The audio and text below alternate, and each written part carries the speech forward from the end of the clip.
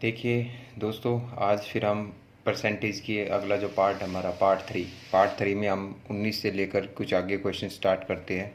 जो 19 क्वेश्चन है आपका उसे स्टार्ट करते हैं और हम टाइम वेस्ट ना करते हैं, अपने क्वेश्चन नंबर 19 की ओर बढ़ते हैं। 19वां क्वेश्चन ध्यान से पढ़ेंगे। एक घनाभ की लंबाई 63.63% बढ़ जाती है और चौड़ाई 41 से ही 2/3% कम हो जाती है, तो ऊंचाई को कितनी प्रतिशत बदलनी चाहिए कि आयतन स्थिर रहे, आयतन पर कोई इफेक्ट ना पड़े। ऐसा क्वेश्चन है, one of the best question है, ये क्वालिटी क्वेश्चन है। ठीक है, अगर ऐसा क्वेश्चन आ जाता है तो कैसे आप इसको डील करोगे, कैसे आप इसको निकाल सकते हो। ठीक है, तो हम क्वेश्चन को अगर ध्यान से पढ़ते हैं तो क्वेश्चन में क्या दिया गया है। सबसे पहले तो हमारी जो परसेंटेज है वो बड़ा ही अच्छी है, 63.63% को देखिए हम कैसे लिख सकते हैं, क्या लिख सकते हैं। आपको 1/11 याद होगा। 1/11 क्या होता है, 9.09% होता है। ठीक है, अगर मैं इसको 7 से मल्टीप्लाई कर दूँ तो इसको भी मैं कितने से मल्टीप्लाई कर दूंगा, 7 से मल्टीप्लाई कर दूंगा, तो कितना हो जाएगा, 9×7 = 63। ठीक है, 63.63% आ जाएगा। पहले मैं फ्रैक्शन को सोल्व करना बता देता हूँ। ठीक है, उसके बाद आपको दिया 41 से ही 2/3%। 41 से ही 2/3 दिया है। 41 से ही 2/3 का अगर आप ध्यान से देखते हो तो आपने एक फ्रैक्शन को पढ़ा होगा, 1/12। 1/12 क्या होता है, 8 से ही 1/3 होता है। अगर मैं इसको 5 से गुणा कर दूँ, 8 पंजे कितना होगा, 40, और ये 5, तो आपका लगभग ये 5 गुना होगा, यानी कि 5/12। तो मैंने दोनों ही प्रतिशत को सोल्व कर लिया बड़े ईजिली और बड़े अच्छे तरीके से। ठीक है, तो आपको भी ऐसे ही पता होना चाहिए। तो देखो यहाँ पे ध्यान से, 63.63% को हम लिख सकते हैं 7/11। ठीक है, बढ़ जाती में क्या लगा देंगे, प्लस। जो आपकी चौड़ाई है, चौड़ाई क्या है, 41 से ही 2/3% गिवन है आपको। अगर मैं इसको सोल्व करता हूँ तो कितना आएगा आपका, 5/12 आ जाएगा। कम है तो हम क्या लिख देंगे, माइनस। ठीक है, मतलब क्या है इसका, लंबाई पहले 11 थी। ठीक है, लंबाई पहले 11 थी 7 इंक्रीज होने के कारण अब कितनी होगी, 18। चौड़ाई पहले 12 थी, कम होने के कारण कितनी होगी भाई आपकी, 7। ठीक है, और ऊंचाई के बारे में ही बताना है, वो हमें पता नहीं। मान लो ऊंचाई h1 थी पहले और अब h2 है, तो जो उसका वॉल्यूम है ना, वॉल्यूम, आयतन, वो बदलना नहीं चाहिए। वो बदलना इतना ही होना चाहिए, मतलब 1:1 हो जाना चाहिए। मतलब कहने का मतलब ये है कि दोनों का जो आएगा ना वॉल्यूम, वो बराबर होगा।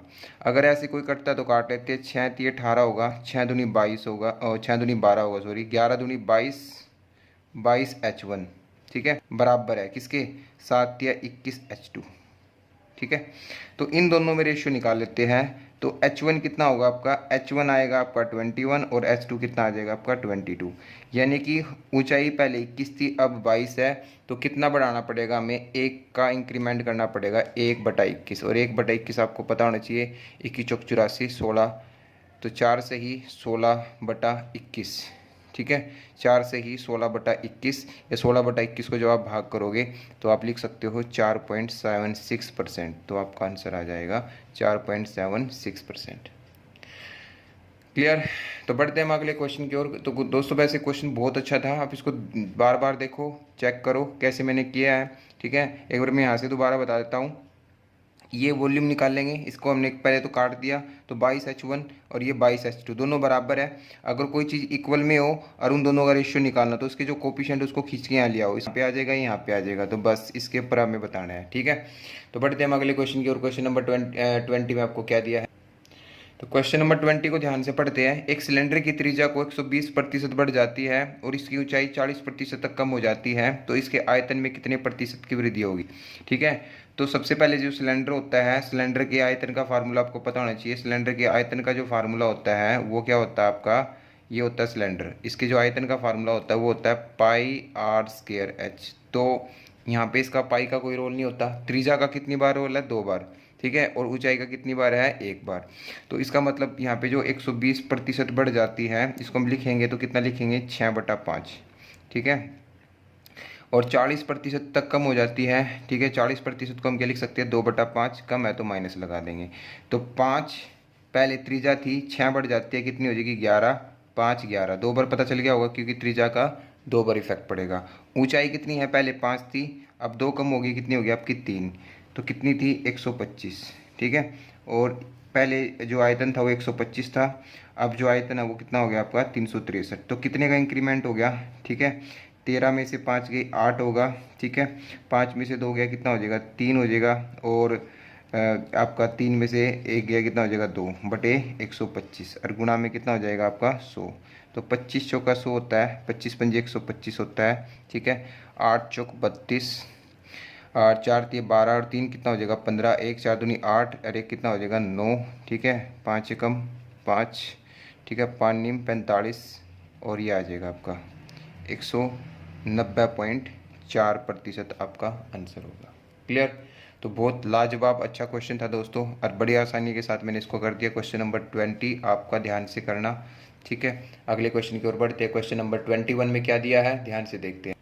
क्वेश्चन नंबर 21 को अगर हम ध्यान से पढ़ते हैं तो क्या दे दिया, गोले का आयतन 119.7% बढ़ जाता है। अब की बार आयतन ही बता दिया। जब इसकी त्रिज्या को बढ़ाया जाता है तो गोले के वक्र पृष्ठ के क्षेत्रफल में कितने प्रतिशत का। देखो अब सबसे पहले तो गोला जो होता है, गोले की जो शेप होती है, ये 2D में है, वैसे तो वृत्त लगेगा आपको, बट ये 3D में होता है, ठीक है। गोले का जो आयतन होता है, ठीक है, उसका फार्मूला क्या होता है आपको पता होना चाहिए। क्या होता है 4/3 πr³, ठीक है। तो मतलब ना इसका कोई रोल, किसका, त्रिज्या का 3 बार इफेक्ट होता है। बट कमाल की बात तो यह है कि ये शुरू में ही आयतन दे दिया आपको, कि मान लेते हैं कितना आयतन बढ़ जाता है। शुरू में उसका आयतन कितना है 100 है, और वो बढ़ने के कारण कितना हो गया भाई, 100 में जोड़ देते हैं तो कितना होगा 219.7 हो जाएगा।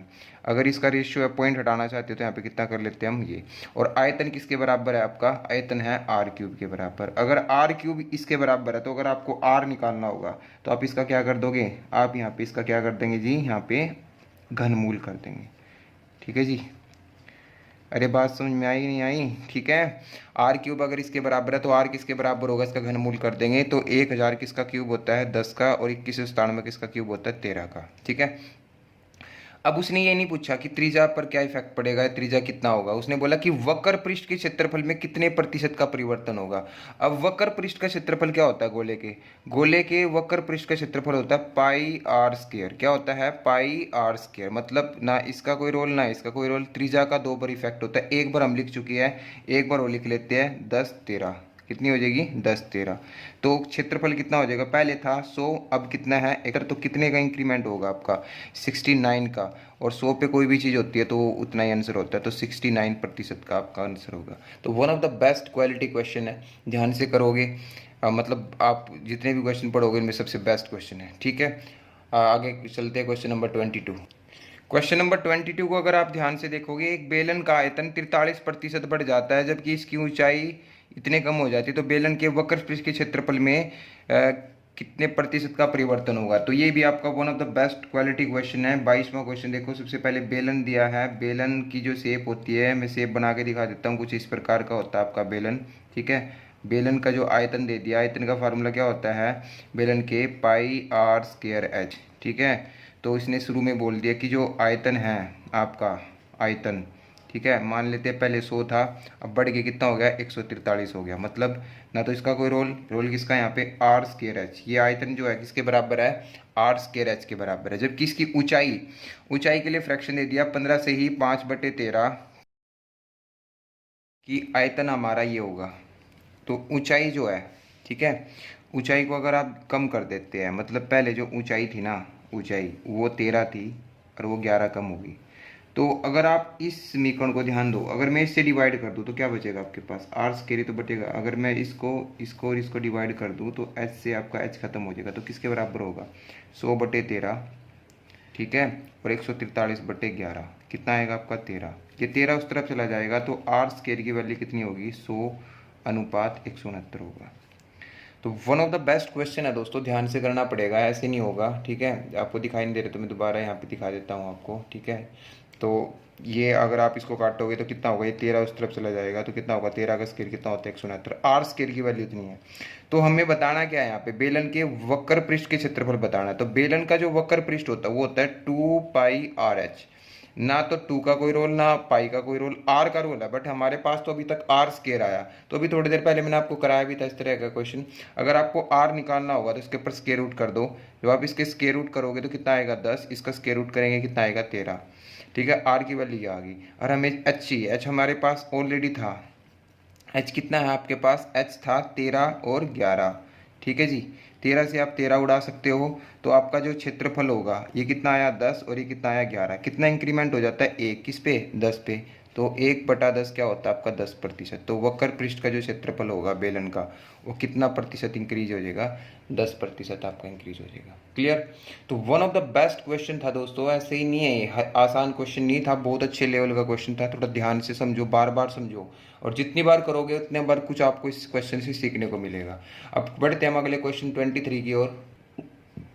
देखिए क्वेश्चन नंबर 23 को अगर आप ध्यान से पढ़ोगे, क्वेश्चन नंबर 23 में क्या दिया है, गोले के व्यास, गोला यह होता है, ठीक है, कि व्यास को 140% अधिक कर दिया जाए तो उसके आयतन, आयतन का फार्मूला आपको पता होना चाहिए, गोले की 4/3 पाई r³। बट यहाँ पे तो व्यास दे रखे है, तो आप सभी को पता है, ठीक है, व्यास में और त्रिज्या में क्या रोल होता है। अगर व्यास यानी कि डायमीटर को अगर 2 से भाग कर दो तो त्रिज्या आ जाएगा, ठीक है। 4/3 पहले कांस्टेंट होता है, इसका कोई रोल नहीं होगा, ना पाई का कोई रोल होगा, ठीक है। कितना आएगा d³ और बटे में कितना होगा 8, 8 का भी कोई रोल नहीं है, यानी कि डायमीटर का, व्यास का कितनी बार इफेक्ट पड़ेगा इसके ऊपर, इसके आयतन के ऊपर 3 बार। तो 3 बार पड़ेगा तो 140% दिया है, इसको हम लिख सकते हैं 7/5, अधिक है तो प्लस लगा देंगे, तो 5 था 7 बढ़ गया, कितना होगा 12, 5 12 5 12, मतलब जो पहले आयतन था वो 125 था, अब जो आयतन है वो कितना है, 12 का क्यूब कितना होता है 1728। तो कितने प्रतिशत का वृद्धि होगी, तो 3 0 और 1603 की, किस पे 125 पे, और गुणा में क्या कर देंगे 100 कर देंगे, 25 चौका 100 होता है और 25 पंजे कितना होता है 125। तो कितना होगा 16 चौके 64, 12, 5 से डिवाइड कर दीजिए, 5 एकम 5, 5 दूनी 10, ठीक है, 5 अट्ठे 40, ठीक है, 5 दूनी 10 और 5 चौका 20, तो 182.4% आपका आंसर आ जाएगा। 182.4% आपका क्या होगा, आंसर होगा।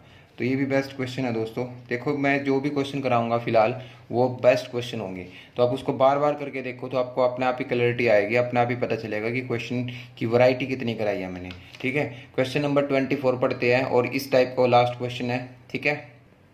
क्वेश्चन नंबर 24 को अगर आप ध्यान से देखते हैं तो क्या लिखा है, एक आयताकार डब्बे की आरंभिक चौड़ाई 20 सेंटीमीटर है और इस डिब्बे को दोबारा इस प्रकार बनाया गया है कि इसकी लंबाई को 30% बढ़ाई गई, परंतु चौड़ाई, जो चौड़ाई है 20% कम हो गई, तो क्षेत्रफल में 100 सेंटीमीटर स्क्वायर की वृद्धि हो गई। तो डिब्बे का नया क्षेत्रफल बताना है। अगर आप इस क्वेश्चन को ध्यान से पढ़ोगे तो स्टार्टिंग में जो चौड़ाई दी है इसका कोई रोल नहीं है यहाँ पे, जो रोल है यहाँ पे, यहाँ ध्यान दो, सबसे पहले आयताकार जो है, ठीक है, आयताकार पता होगा सभी को, जिसकी लंबाई और चौड़ाई होती है, ठीक है। लंबाई को कितना बढ़ाना है 30%, 30% को अगर मैं फ्रैक्शन में कन्वर्ट करूँ तो कितना होगा आपका 3/10, कितना होगा भाई आपका 3/10 होगा, बढ़ाने में प्लस लगा देते हैं हम, ठीक है। अगर आप बढ़ाओगे तो कितना होगा प्लस, ठीक है। उसके बाद क्या है 20% को हम लिख सकते हैं 1/5, कम करेंगे तो माइनस लगा देंगे। इसका मतलब क्या है कि पहले जो लंबाई थी 3 थी, बढ़ के कितनी होगी 13, पहले जो लंबाई थी चौड़ाई थी 5 थी, एक कम होगी तो कितनी होगी 4। जो मैंने बोला था कट सकता है तो काट दीजिए, तो ये कितना आया 25 और ये कितना आया आपका 26, मतलब पहले क्षेत्रफल 25 था, अब कितना हो गया 26, कितना बढ़ गया भाई 1 यूनिट बढ़ गया। तो 1 यूनिट की जो वैल्यू है आपके पास वो कितनी है 100 सेंटीमीटर स्क्वायर है, और वैल्यू बतानी है डिब्बे का नया क्षेत्रफल, नया क्षेत्रफल कितना है 26, तो 26 की वैल्यू कितनी हो जाएगी आपके पास 2600 सेंटीमीटर स्क्वायर आपका आंसर आ जाएगा, 2600 सेंटीमीटर स्क्वायर आपका आंसर आ जाएगा। क्लियर।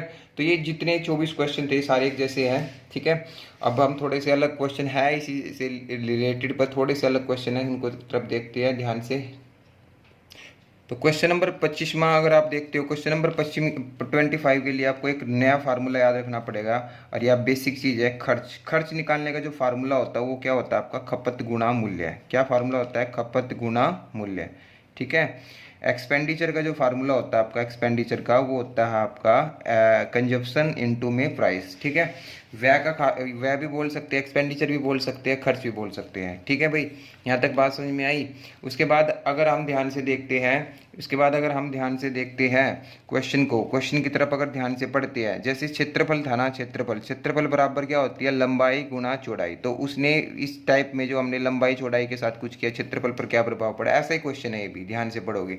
इसने बोलेगा जैसे यहाँ पे पढ़ो ध्यान से, चीनी की कीमत में वृद्धि होगी, मतलब मूल्य में वृद्धि हो जाने की वजह से एक परिवार जो खपत है वो घट जाती है, तो खर्चे बेर इसके ऊपर क्या प्रभाव पड़ेगा। जैसे ये क्वेश्चन ऐसे ही है तो इसी टाइप से करना होगा, बस स्टेटमेंट अलग होगी बट क्वेश्चन है ऐसे ही। तो अगर हम 16 से ही 2/3% को ध्यान से देखते हैं, सभी बता सकते हैं 16 से 1/2 3 कितना होता है आपका 1/6 होता है। अगर वृद्धि है तो क्या लगा देंगे प्लस। 20% का मतलब क्या होता है, 20% का मतलब होता है 1/5।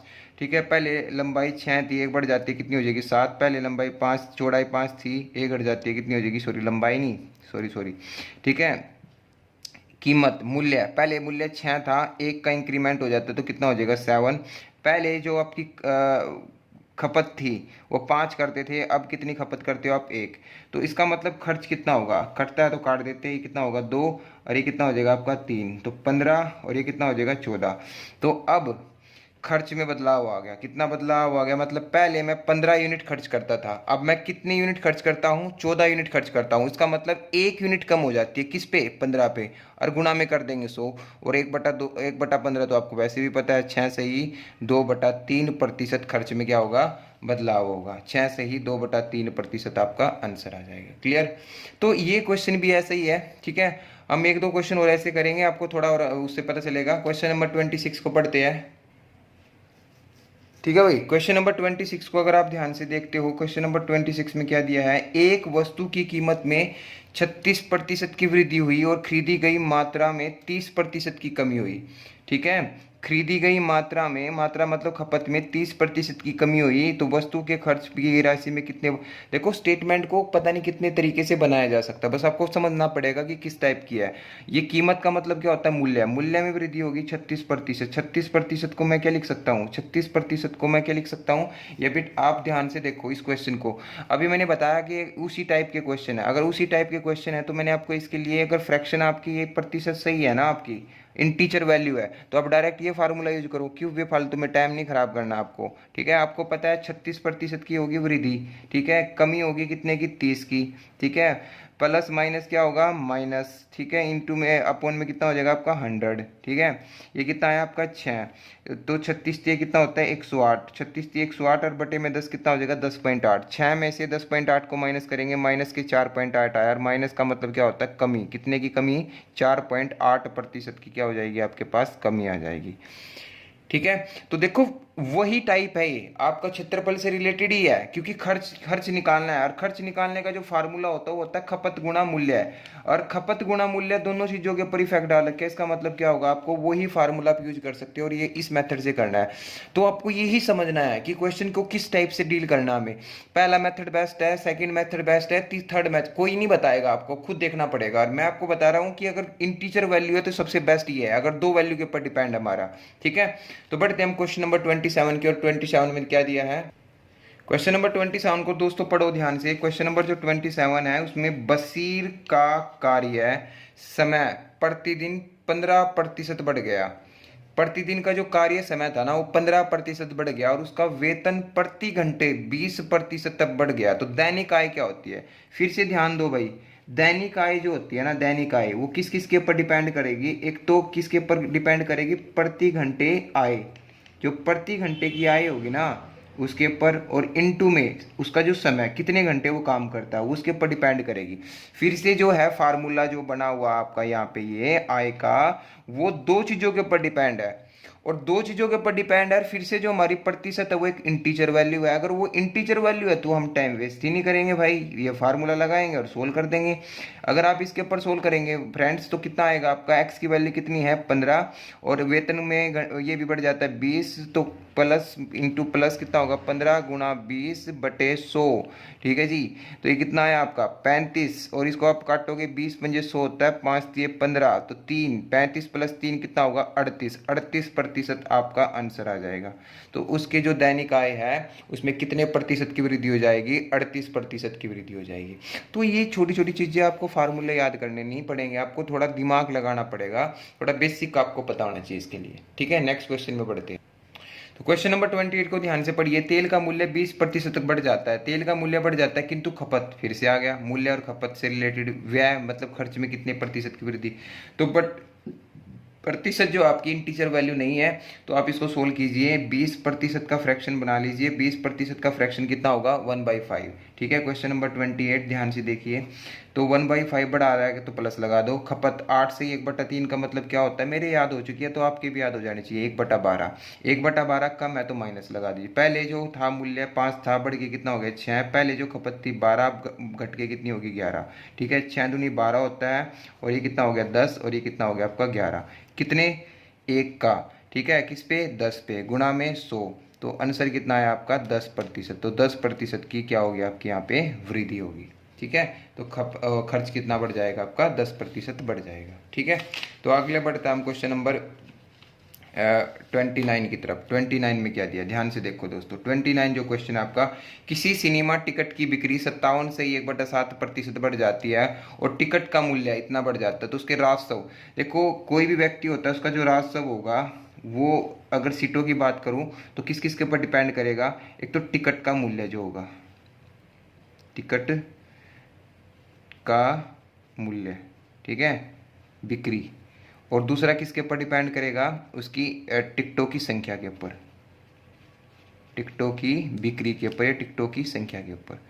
तो फिर से देखो उसकी जो राजस्व है, उसका जो आय है, उसकी जो इनकम है, वो दो चीज़ों के ऊपर डिपेंड है। और जो आपकी प्रतिशत दे रखा है वो आपकी इंटीजर वैल्यू नहीं है, इसलिए इसको फ्रैक्शन को तोड़ना पड़ेगा। 57 से 1/7 को मैं बहुत बार बता चुका हूँ कि आपको पता होना चाहिए 14 से ही 2/7% 1/7 के बराबर है। अगर इसको मैं 4 गुना कर दूँ तो ये 4/7 है। तो 57 से 1/7 को अगर मैं लिखना चाहता हूँ तो किसके बराबर होगा, 4/7 के होगा। बढ़ाने का मतलब क्या होगा, प्लस।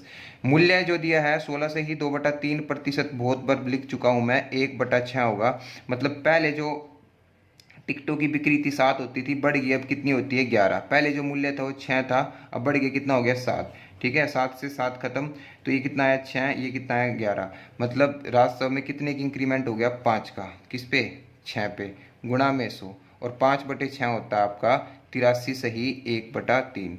ठीक है, या गुणा कर लो, 500 से भाग कर लेंगे तो कितना आ जाएगा आपका 83 सही 1/3 आपका आंसर आ जाएगा। क्लियर, ठीक है, कितना आंसर आ जाएगा 83 सही 1/3। ठीक है, थोड़ा कट गया था, मैं दोबारा बताता हूँ। 4 से ही 7/7 तो कितना होगा 7 का 11। ठीक है, ये 6 7 6, ये आपका 7 से 7 कैंसिल हो जाएगा, कितना बचेगा, पहले 6 अब कितना 11। कितने का इंक्रीमेंट हुआ 5 का, किस पे 6 पे। तो कितना आंसर आ जाएगा आपका, ये आंसर आ जाएगा। क्लियर, तो नेक्स्ट क्वेश्चन की ओर बढ़ते हैं। देखिए क्वेश्चन नंबर 30 में क्या दिया है, एक मजदूर 60 घंटे प्रति सप्ताह काम करता है और 2400 रुपये कमाता है। अगर उसकी प्रति घंटे की आय 40% बढ़ जाए और काम का समय 16 से ही 2/3% घट जाए तो उसकी तनख्वाह कितना प्रतिशत बदलाव आएगा। अभी मैंने थोड़ी देर पहले बताया था कि जो आय होती है किसी भी व्यक्ति की, जो दैनिक आय होगी, वो दो चीज़ के ऊपर डिपेंड करेगी। एक तो काम का समय जो होगा और एक उसके प्रति घंटे की आय। जो यहाँ पे जो चीज़ दी है ना आपको 60 घंटे प्रति सप्ताह, इसका कोई रोल नहीं है क्योंकि यहाँ पे प्रतिशत में वैल्यू चाहिए, तो आप इसका ही फायदा उठाएंगे। 40% बढ़ जाती है, ठीक है, 40% बढ़ जाती है का मतलब क्या होगा 2/5।